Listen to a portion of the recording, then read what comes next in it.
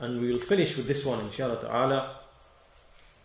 And this is that La ilaha illallah, this is hadith number 11, that La ilaha illallah is the best by which a person seeks aid from Allah in times of difficulty, in times of hardship. From Salama radiyallahu anha قالت استيقظ النبي من الليل وهو يقول لا إله إلا الله ماذا أنزل الليلة من الفتن ماذا أنزل الليلة من الفتن ماذا أنزل من الخزائن. So he says in the hadith that from Salama, who said radiyallahu anha, that the Messenger of Allah, he woke up one night, he woke up and he said, La ilaha illallah, what tribulations have descended this night, and what treasures have descended this night. The one who will go out and waken the people from their apartments. How many people there are? كم من كاسية في الدنيا عارية يوم القيامة. How many people are clothed in this life, yet they will be naked in the hereafter. So in this hadith, Rawah al-Bukhari, there are a number of things in this hadith, important things. First of all, this hadith indicates the excellence of La ilaha illallah, in the sense that whenever there are hardships and calamities which descend, that a person says La ilaha illallah, as the Messenger of Allah he said, because he perceived the descending of calamities. And when these affairs, when there are great and mighty affairs, so to say La ilaha illallah. Secondly, we see that the Messenger of Allah, he informed about tribulations descending and coming, and plenty of tribulations. Thirdly, we see in this hadith an encouragement for the people to perform qiyam and to strive in worship during the night. Fourthly, we see that in this hadith, the Messenger of Allah, he ordered his family and others to go out to make salah, to pray, and to increase in ibadah, and to encourage them in praying, following the example of Ismail alayhi salam, in which we say, which we see in the Quran, وَكَانَ يَأْمُرُ أَهْلَهُ بِالصَّلَاةِ وَالزَّكَاةِ وَكَانَ عِنْدَ رَبِّهِ مَرْضِيًّا, that he used to command his family with prayer and with charity, with zakah, and he was one who Allah was pleased with him. He was pleased with his Lord was pleased with him. وَكَانَ عِنْدَ رَبِّهِ مَرْضِيًّا. So that's the fourth benefit. The fifth benefit is that we find that in this hadith is an indication of the women being advised not to make tabarruj, meaning to make a display, And so we see in another hadith, there are two groups from the people of the hellfire which I have never seen, which I have not yet seen, and they are, and he mentioned amongst them women who are clothed but they are naked, until the end of the hadith. So at the end of that first hadith that we mentioned, كَم مِّن كَاسِيَةٍ فِي الدُّنْيَا عَارِيَةٌ يَوْمَ الْقِيَامَةِ, an indication of absence of tabarruj for women. Now there is in this hadith a very, very important lesson, a tremendous lesson. We finish with this inshallah ta'ala. And this hadith, as you can clearly see, it shows saying La ilaha illallah in times of hardships and calamities. And the best example of that in the Quran is the example of Yunus alayhi salam, when we see, as is mentioned in the Quran, where he fled from his people. He was ordered to call them, and he was anticipating that the punishment might come upon them, but he left angry. And as we see in the Quran, وَذَنُّونَ إِذْ ذَهَبَ مُغَاضِبًا فَظَنَّ أَن لَّن نَّقْدِرَ عَلَيْهِ فَنَادَى فِي الظُّلُمَاتِ أَن لَّا إِلَهَ إِلَّا أَنْتَ سُبْحَانَكَ إِنِّي كُنتُ مِنَ الظَّالِمِينَ فَاسْتَجَبْنَا لَهُ وَنَجَّيْنَاهُ مِنَ الْغَمِّ وَكَذَلِكَ نُنْجِي الْمُؤْمِنِينَ. It mentions here about Dhunnun, which is Yunus alayhi salam. When he went, he left angry, and he thought that we would not, have power over him.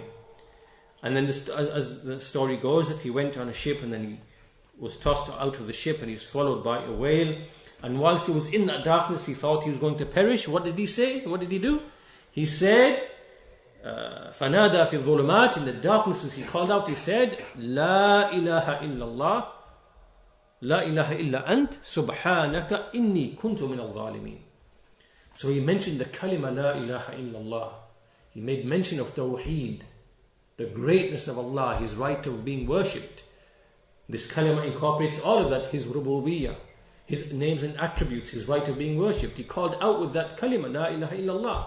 Subhanak, inni kuntu min al-zalimin.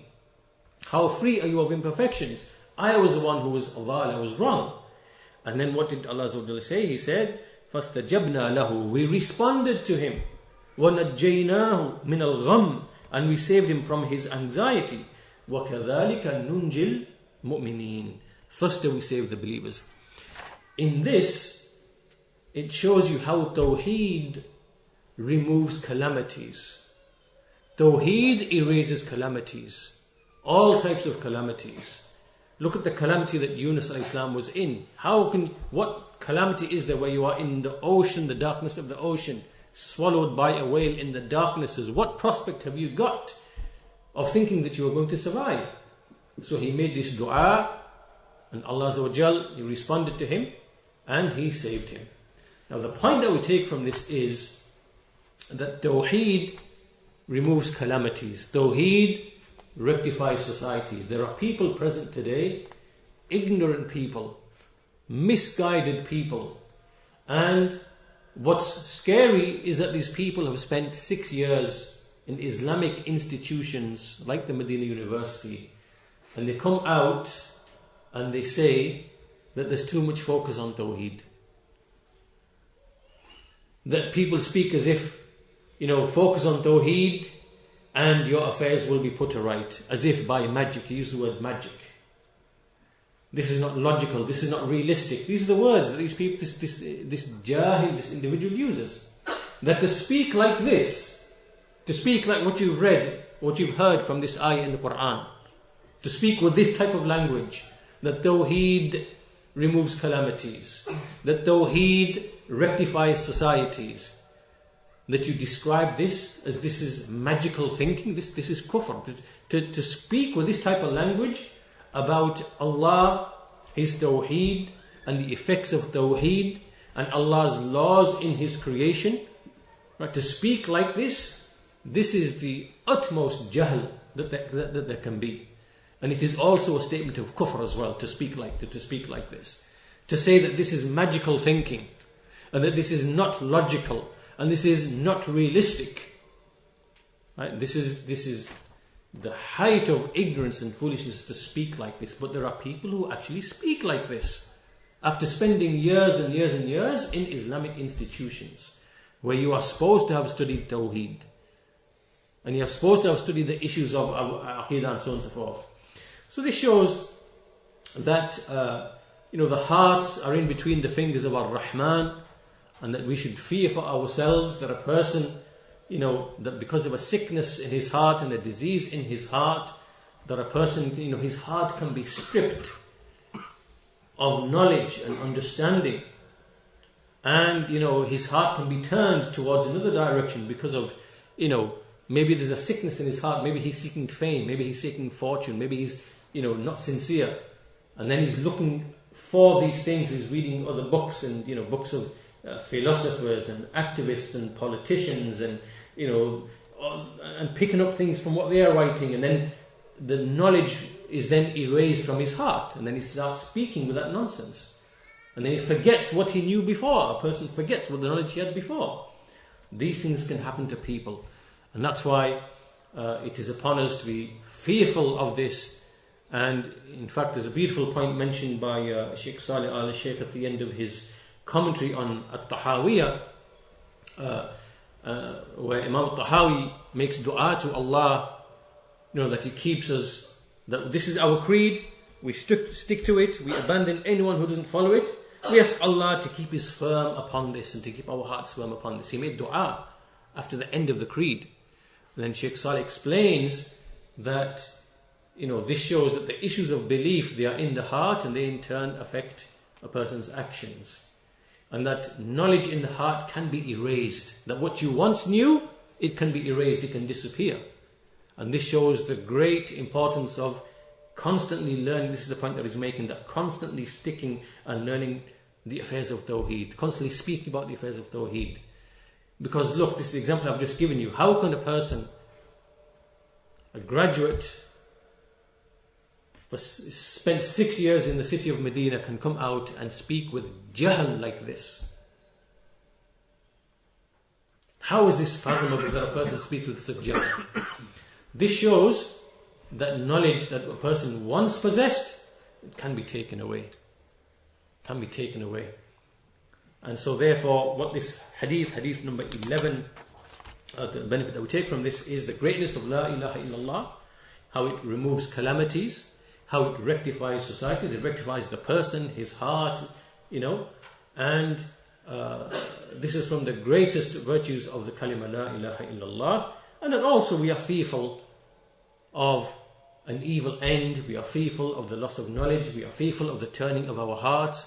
All these things a servant should never ever feel secure from the plan of Allah Azza wa Jal, because he is balanced between two things. On the one hand, he does not feel confident and secure, he fears the plan of Allah, and on the other hand, he does not despair. He does not despair of Allah's mercy, so he doesn't have aman, which is to feel secure and safe. I will never be misguided. I know Tawheed. I understand Tawheed. How strong is my iman? I make all this ibadah. This is guru. This is now deception. You're deceiving yourself. So a person has to have fear, and at the same time, a person should not have ya'as, which is despair, to despair of Allah's mercy. Rather, a person has this and a person has that, and he balances them together. But this is how a believer should be. So inshallah we'll conclude with that as our final point, and we'll continue with hadith number 12 onwards inshallah ta'ala in the next lesson. Walhamdulillahi Rabbil Alameen wa sallallahu ala nabiyyina Muhammad wa ala alihi wa sahbihi ajma'in.